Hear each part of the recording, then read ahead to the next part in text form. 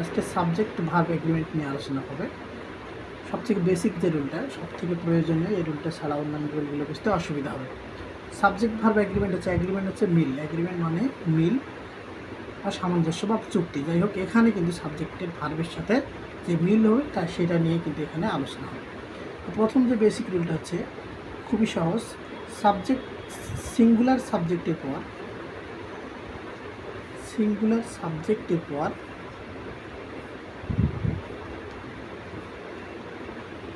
Singular verb বসে।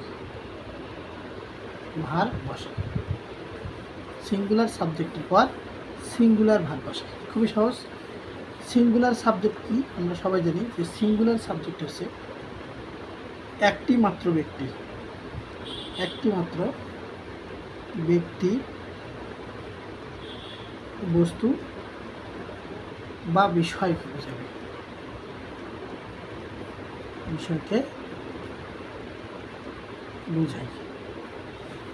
যেমন হি, she, ইট, যে কোনো নাম হতে পারে।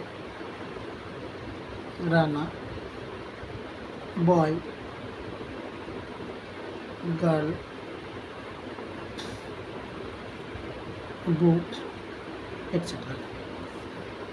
এই একটি মাত্র সাবজেক্ট, এরপর একটি মাত্র সিঙ্গুলার ভার্ব বসে। এরপর কি বসে?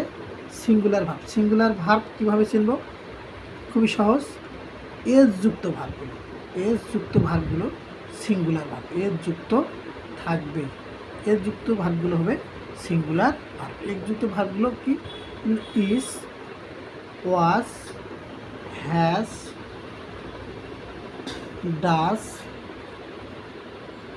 Looks, likes, etcetera. সবগুলোতে দেখেন শেষে এস যুক্ত আছে। এই ভার্বগুলোকে আমরা চিনব সিঙ্গুলার ভার্ব হিসেবে।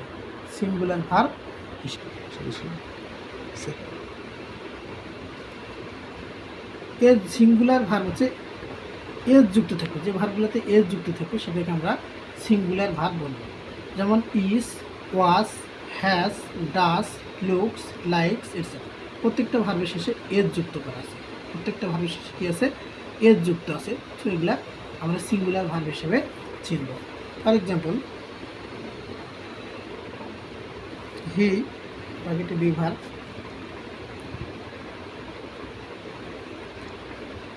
Intelligent. He is very intelligent. এখানে আর দেওয়া যাবে না। সাবজেক্ট কি? সিঙ্গুলার। ভার্ব কী হবে? সিঙ্গুলার। সাবজেক্ট সিঙ্গুলার হলে ভার্বও সিঙ্গুলার হবে।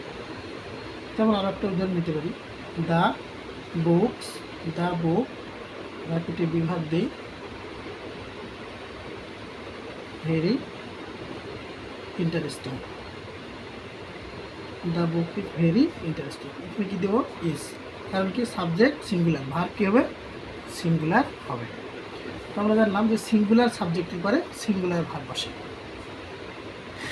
এর অপোজিটে আরেকটা আছে যে প্লুরাল ভার্বের পর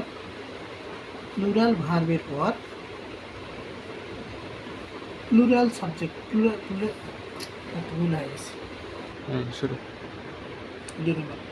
অপোজিটে প্লুরাল সাবজেক্টের পর প্লুরাল সাবজেক্ট এর পর প্লুরাল ভার্ব বসে।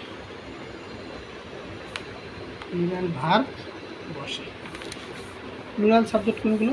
বুঝে একাধিক ব্যক্তিবস্তু, একাধিক ব্যক্তি, বস্তু বা বিষয় বোঝাবে।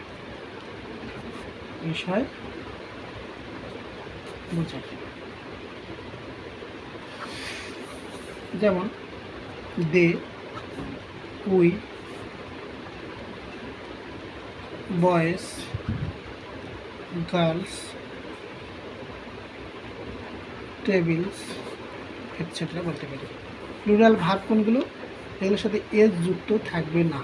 এস যুক্ত থাকবে না যে ভার্বগুলো, সেগুলোকে আমরা প্লুরাল ভার্ব বলবো। যেমন are, were, have, look, like, etc. Are, were, have, look, like, etcetera. তাহলে প্রত্যেকটা ভার্বের শেষে কিন্তু একটা তো এস নাই, এস না থেকে এটাকে আমরা বলবো প্লুরাল ভার্ব। এখন ফর এক্সাম্পল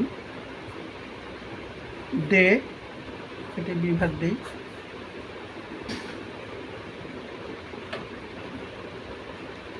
প্লেইং, এখানে দে পর দিয়ে যেহেতু প্লুরাল সাবজেক্ট, তাহলে ভাবটা কী হবে, আর বা ওয়ার আমরা দিতে পারি, ভাবটা হবে প্লুরাল, সাবজেক্ট প্লুরাল হলে ভার্বও প্লুরাল হবে। এবার প্লুরাল ভার্বের পর প্লুরাল সাবজেক্টের পর প্লুরাল ভার্ব বসবে। আর একটা উদাহরণ দিতে পারি, দ্য বয়েজ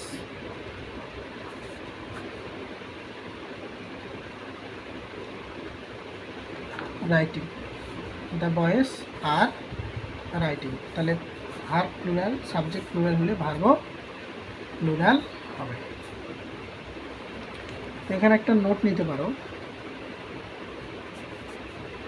কোনো সাবজেক্টের সাথে এস যুক্ত হলে সেটি প্লুরাল বলে, সেটাকে কী বলে, প্লুরাল সাবজেক্ট বলে। আর কোনো ভার্বের সাথে এস যুক্ত হলে, ভার্বের সাথে এস যুক্ত হলে সেটিকে সিঙ্গুলার ভার্ব বলে। মনে রাখতে হবে, সিঙ্গুলার ভার্ব বলে। ওকে, তাহলে আমরা 1 নম্বর রুলটা শিখলাম যে কোনো সেন্টেন্সের সিঙ্গুলার সাবজেক্টের পরে সিঙ্গুলার ভার্ব বসে আর প্লুরাল সাবজেক্টের পরে প্লুরাল ভার্ব বসে। ঠিক আছে, singular subject he, she, it, আর সিঙ্গুলার ভার্বগুলো হলো এস যুক্ত ভার্ব। ফর এক্সাম্পল আমরা subject singular, verb singular, subject singular হলে ভার্ব সিঙ্গুলার।